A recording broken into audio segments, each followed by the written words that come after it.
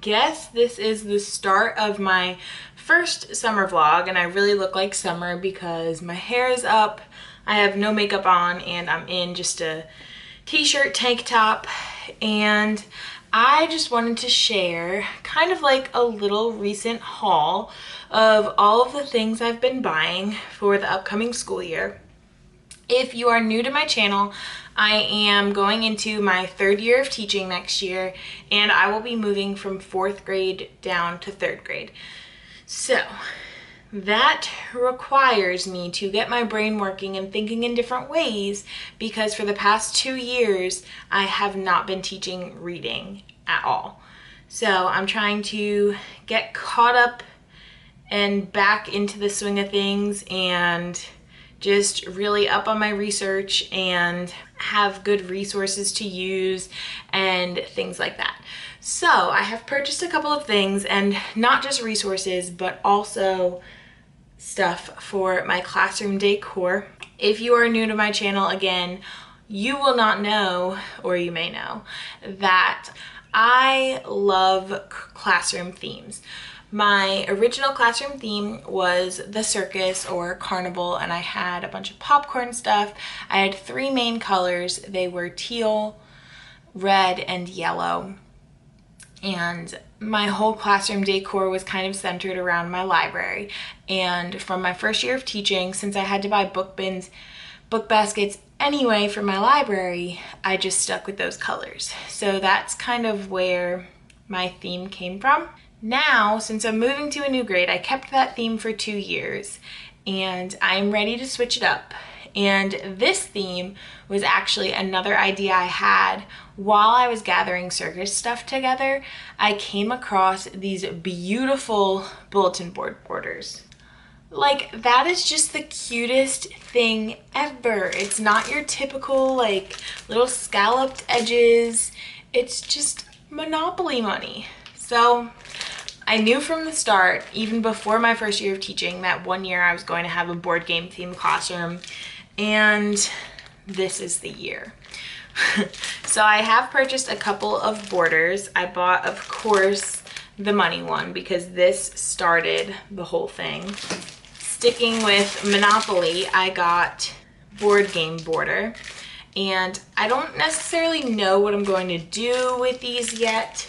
Obviously I need them for like my math boards, my reading boards, word wall, science and social studies. I don't know what kind of boards I'm gonna have exactly yet. I'll know a lot more in August, but I had to get the ones I loved. So Candyland, of course. I also have the Candyland letters, which are this color, but they're already in my classroom. And I'm also going to get a lot of vinyl to put on my floor to make it look like the Candyland board game, and also to show my kids where I want them to line up, because 4th graders have trouble lining up. So 3rd graders must have that problem as well. And it's cute. It adds to the theme. My themes, I mostly stick with like the boards I put up.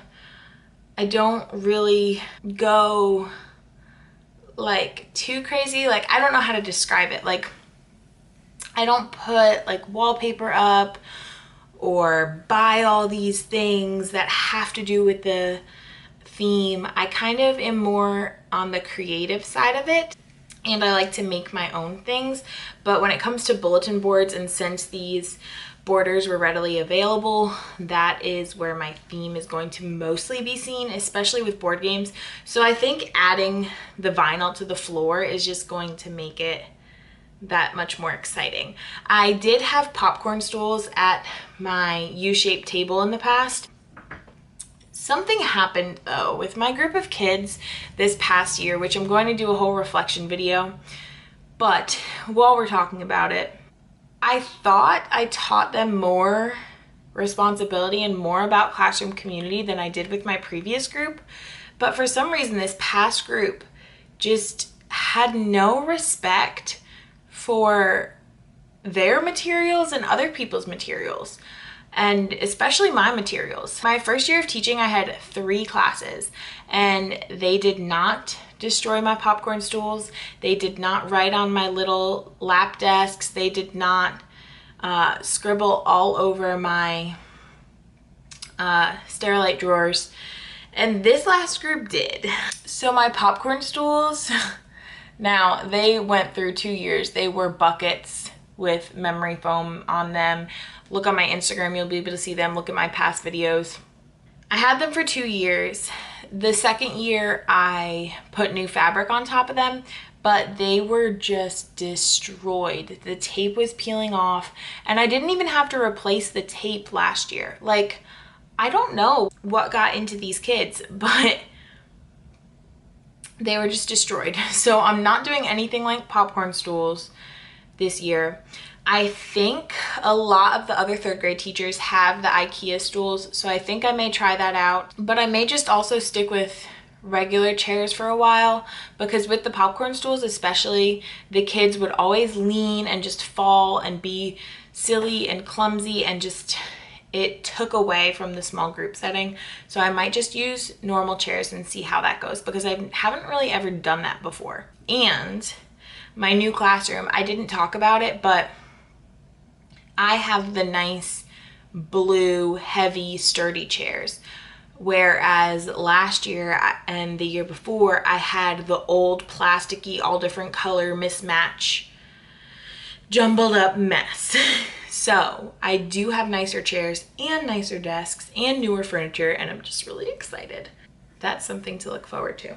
Anyway, my outside bulletin board and possibly my word wall, but Scrabble is my outside board. So I just got this to go around the outside, and it has cute sayings on it, motivational stuff. Marvelous, yay, wow, get in the game, triple word score is a normal Scrabble thing. Reach for the stars. We're like acting like Buzz Lightyear. But got this along with this pack, which is just the welcome to our 3rd grade class pack, which also has those same sayings. And if you saw my previous vlog, I started putting up this bulletin board, and I got a pack of just the Scrabble letters. Now these are a little bit more sturdy, so I think what I'm going to do is just switch them out and use this pack and then save these letters for something else, or maybe send them back if that's possible. I bought this pack to have the 3rd grade, so I'm going to use this one. Something else I bought from Oriental Trading. All of that border stuff is from eurekaschool.com. There was no board game stuff in my teacher store. The one I saw it in, that teacher store closed, unfortunately. A lot of you have been sending me DMs on my Instagram with bulletin board stuff that you're seeing in your teacher stores, and you're like, this reminded me of you because it's board games. But unfortunately, the only teacher store that's close to me doesn't really have a lot. I don't know why, and it has no board game stuff. So I ordered all that online, and then I got this calendar from Oriental Trading, but it is huge, massive. I mean, this is gonna be great because I'm gonna put it behind my U-shaped table, and it's just gonna be huge, and everybody's gonna be able to see it, which is awesome. Let me show you how big the months are, like gigantic. So this is just different colors to tie everything in, and just to be plain. There were no board game calendars that I could find, like school calendars. If you didn't know what month it is, now you do. Huge, massive, but I love it. And that calendar was like $10, and it's ginormous. So that's exciting. I also have 2 other calendars at school that I'm thinking about doing just like a giveaway with or something, but that might be hard to package it up. Other things I purchased, I got both of these on Amazon, and these were more of an investment for me, but and I'm really late to the game, but like I said, I didn't teach reading or really writing the past 2 years. So I got the reading strategies and the writing strategies books from Jennifer Saravallo. And I'm really excited to read over these this summer. I know they're not like pick up this book and read through it. They're more like recipe books that have all good ideas in here, but I just kind of want to go through it and basically like refresh my memory about like how to teach reading and what it entails. Same with writing, because I just want to be as prepared as I can be. I don't want to go in blindsided. So I got those off of Amazon. One of them was used, I think. They both might have been used, but this one definitely was. But that's okay because there's no writing in it and it works just the same. I also got from Amazon the Scholastic Stella collection. So these are little picture books. I think someone posted this in one of the teacher Facebook groups I'm a part of. So there's Stella Writes an Opinion, Stella Tells Her Story, Stella Poet Extraordinaire, and Stella and Class Information Experts. So you have your opinion writing, your narrative, your poetry, and your informative. And I thought these were really neat because I was taught to teach through literature and picture books, not print passages online. Like, no offense to the teachers that do that. Everybody teaches their own way, but I need to teach through picture books and just things that are relatable to the kids. So Stella is a second grader, as you can tell from her opinion, but that's okay because these work for this range of grade levels. Basically, instead of me walking the kids through the writing process for each of these different types of writings, Stella walks the kids through it and gives them examples and talks about trying more than one conclusion and gives her different ideas. And I feel like that is just much more relatable than me sitting there and writing out myself. As you can see, morning snack is a good idea for growing second graders. Well, it talks about how she thinks that's pretty boring. She goes, to sum up, snacks are needed now. Hungry stomachs turn second graders' brains to mush. And then she goes, well, that's a little bit dramatic. So let me sleep on it and come back tomorrow. Like, these books are great. And then she comes up with this great thing, which I don't really think second graders, like, it's a pretty smart second grader to come up with that. Especially these days in North Carolina, our writing is not up to par. But she says, to conclude, my fourth graders struggle with that.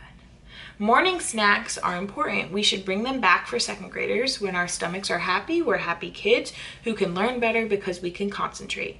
And that's what school is all about.